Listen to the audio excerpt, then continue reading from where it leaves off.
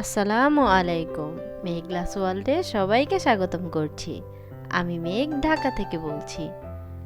কাছে এবং দূরে, দেশ এবং দেশের বাইরে যে যেখান থেকে আমার ভিডিওটি দেখছেন সবাইকে অসংখ্য ধন্যবাদ।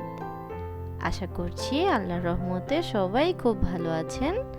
আলহামদুলিল্লাহ, আমরাও খুব ভালো আছি। তো এই যে সবসময়ের মতো আজকেও ভিডিওটা শুরু করে দিয়েছি। তো আজকের ভিডিওটা কিন্তু একেবারেই বছরের দ্বিতীয় দিনের।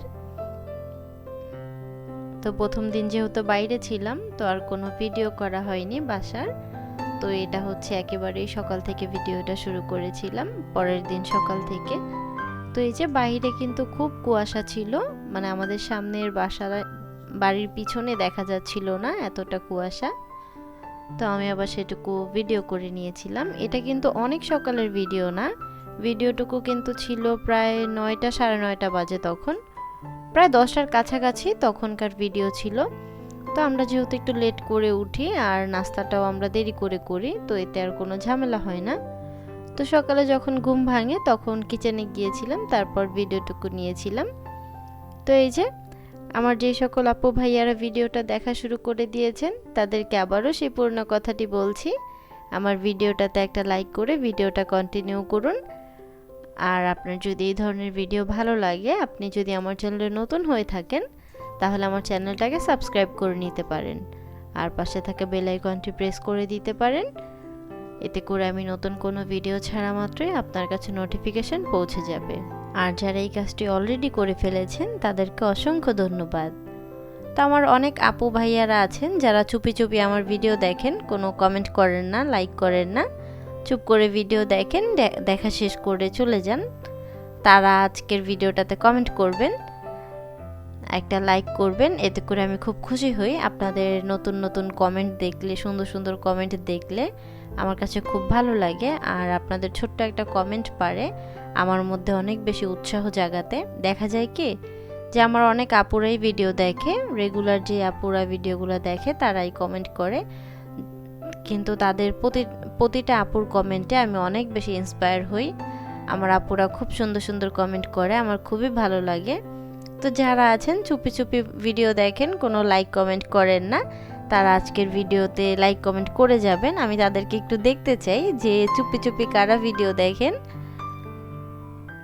তো এই যে কথা বলতে বলতে কিন্তু অনেক কিছু করে ফেলেছি। আজকে সকালে নাস্তায় ছিল সবজি ভাজি আর পরোটা বানিয়েছিলাম আর চা করেছিলাম।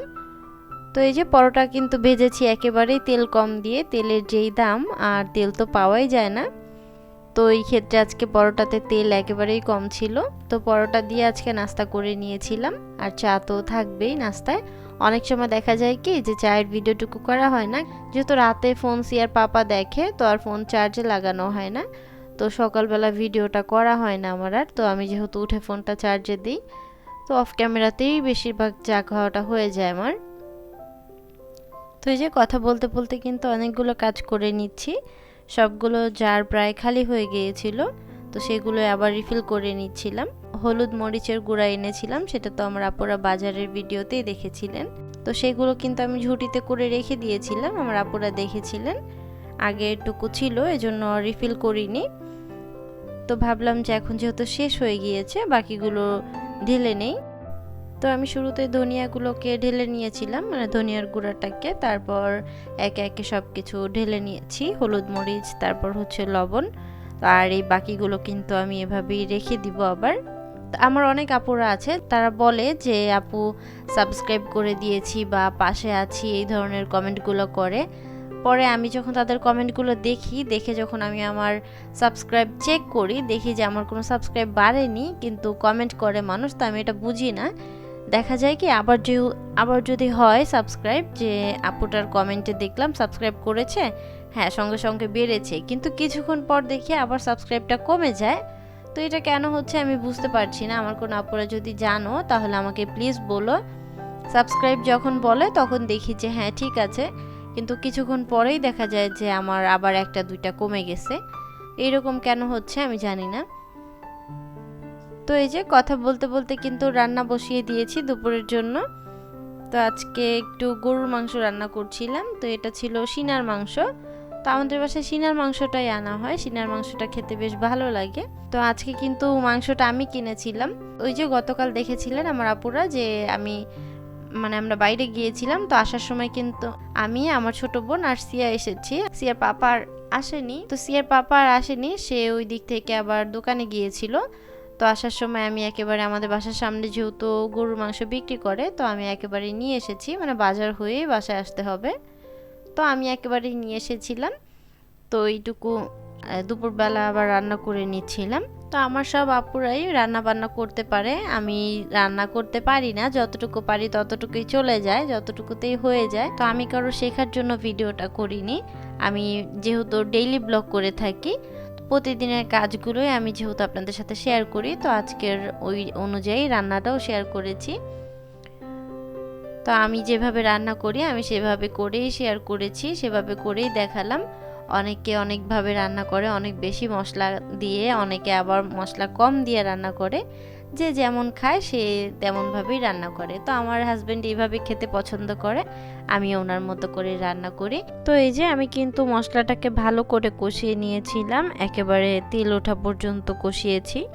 তারপর আমি মশলাটাকে ভালো করে কষানো শেষ করে মাংসগুলোকে আমি দিয়ে দিয়েছি। মাংসগুলো দিয়ে আমি ভালো করে নাড়াচাড়া করে মিশিয়ে নিচ্ছিলাম, যেন মশলাগুলো ভালো করে মাংসের সাথে মিশে যায়।